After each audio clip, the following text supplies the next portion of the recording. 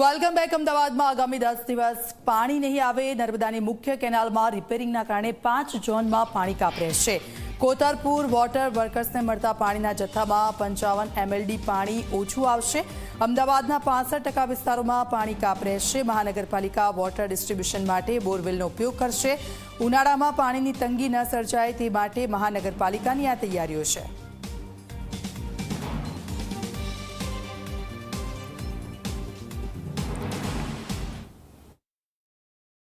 નર્મદાની કેનાલમાં જે સમારકામ કરવામાં આવી રહ્યું છે એને લઈને કોતરપુર વોટર વર્કર્સ આગળ પાણીની જે અખડ સર્જાઈ રહી છે, પાણીની જે આવક છે એ ક્રમશઃ ઘટાડવામાં આવે તે પ્રકારની શક્યતા જોવા મળી રહી છે।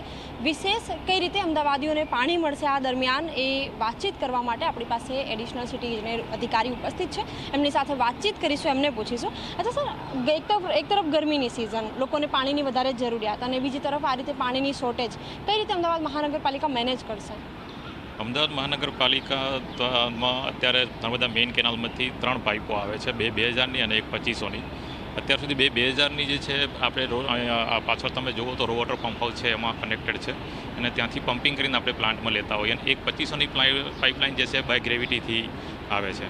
એટલે અત્યારે અમે 3 પાઇપલાઇનો અહીંયા રો વોટર પંપ હાઉસમાં લીધી છે અને ત્યાંથી પમ્પિંગ કરી જેટલું બી ઘટ છે એ પરિપૂર્ણ કરવા માટે અહીંયા પમ્પિંગ જે સ્ટેન્ડ બાય તરીકે અત્યારે 6 પંપ છે, એમાં ચાર ચલાવતા હોય જનરલી, 4+2 હોય તો અત્યારે 6 પંપ ચલાવી અને જે પાણી ખેંચી અને જેમ ખેંચશું એમ પાણી અમને વધારે મળી રહેશે। એટલે એ ખેંચી 6 પંપ ચલાવી અને પાણીની શોર્ટેજ પરિપૂર્ણ કરવામાં આવશે। કોતરપુરમાં રોજ કેટલું પાણી આવે છે સામાન્ય દિવસોમાં, હવે કેટલી ઘટ સર્જાશે? કોતરપુરમાં રોજ અમે 1150 MLD જેટલું પાણી રો વોટર લેતા હોય અને એમાં ટ્રીટ કરી અને 1100 MLD જેટલું પાણી સિટીમાં સપ્લાય કરતા હોઈએ છીએ। અત્યારે આના કારણે અમને 40-50 MLD જેવી ઘટ પડશે, જે અમે સિટીમાં અમારા જે પમ્પિંગ સ્ટેશનો છે ત્યાં બોરવેલ બી છે, એટલે બોરવેલથી કાર્યરત કરી ચાલુ કરી અને એ પરિપૂર્ણ કરશું। શું જરૂર પડી આ સમારકામની? આગામી ચોમાસાના ધ્યાને પ્રી મોન્સૂન અંતર્ગત આ કામગીરી બી કરવી જરૂરી છે, જેથી કારણે કોઈ મોટું નુકસાન ના થાય। એટલે અત્યારે ચોમાસાને ધ્યાનમાં રાખી અત્યારે થઈ જાય તો એ સિટી માટે પણ સારું છે। આ જે પાણીની શોર્ટેજ થશે, કયા કયા વિસ્તારોમાં ખાસ થશે? એવું લોકો મીન્સ અમુક જે છેવાડાના પમ્પિંગ છે એમાં 10-15 મિનિટ જેટલું શોર્ટેજ થાય, બાકી જનરલી એવું વધારે કંઈ હવે અસર નહીં થાય। એવું કહેવામાં આવી રહ્યું છે કે અમદાવાદના 7 ઝોન પૈકી 5 ઝોનમાં તેની અસર રહેશે, આપનું શું કહેવું છે? અસર એટલી બધી નહીં રહે, કેમ કે અમે એના માટે પૂરેપૂરા કામગીરી કરી લીધી છે અને પૂરેપૂરું પાણી અમે અહીંથી આપવા માટે ટ્રાય કરી રહ્યા છીએ। ગઈકાલની જાહેરાત બાદ આજે જ્યારે પાણી આવ્યું એ 1150 MLD જ્યારે પાણી આવતું હોય છે નર્મદામાંથી, આજે કેટલું પાણી આવ્યું? આજે અમે 1020 થી 1030 MLD અહીંથી સપ્લાય કર્યું છે। 1100 MLD રેગ્યુલર આપતા હોઈએ છીએ, અત્યારે 1030 MLD જેટલું આપ્યું છે।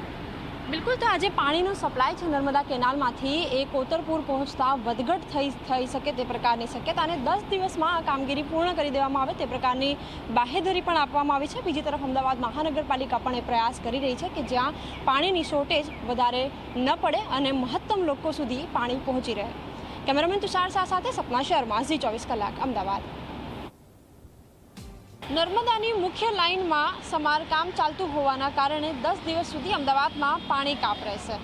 અત્યારે હું કોતરપુર વોટર વર્કર્સ ખાતે છું। આ એ જ જગ્યા છે કે જ્યાંથી અમદાવાદને દૈનિક 1100 MLD જેટલું પાણી સપ્લાય કરવામાં આવે છે, પરંતુ હાલ અમદાવાદ મહાનગરપાલિકાના જે અધિકારીઓ છે તેમના જણાવ્યા મુજબ 10% પાણી કાપ એટલે કે રોજ 110 MLD જેટલું પાણી ઓછું આવે તે પ્રકારની શક્યતાઓ જોવા મળી રહી છે અને જેની ખાસ અસર મધ્ય ઝોન, ઉત્તર ઝોન, પશ્ચિમ ઝોન અને સહિતના જે 5 જેટલા ઝોન છે તેના ઉપર પડી શકે છે અને 60થી 65% વિસ્તારોમાં પાણી કાપ રહેશે। જો કે અમદાવાદ મહાનગરપાલિકાએ આની સામે ડિસિઝન એવો લીધો છે કે જે પાણી કાપ રહેશે એ આપણા જે અલગ જે વોટર પમ્પિંગ સ્ટેશન છે ત્યાંથી બોરવેલ ચલાવીને પાણી સપ્લાય કરવામાં આવશે। જો કે આ પાણી સપ્લાય જેટલી શોર્ટેજ છે એની સામે પૂરો પાડવા માટે પૂરતો નથી તે પ્રકારની વાત પણ સામે આવી રહી છે।